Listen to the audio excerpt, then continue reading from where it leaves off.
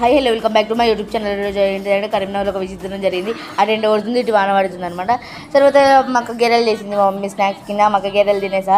చూడండి, మండే ఎండ ప్లస్ వాన విచిత్రంగా ఉంది. మీరు ఎప్పుడైనా ఇట్లా వానలు చూసిరా? కింద కామెంట్ సెక్షన్లో కామెంట్ చేయండి. తర్వాత హోంవర్క్స్ ఉంటే రాసేసుకున్నా. ఎప్పుడైనా మీ దగ్గర ఇట్లా పడ్డదా? మా మమ్మీ ఇక్కడ మాకు గెరెలు చేసింది, అవైతే తినేసా. టేస్ట్ చాలా బాగుంది. రెసిపీ కావాలంటే కింద కామెంట్ సెక్షన్లో కామెంట్ చేయండి.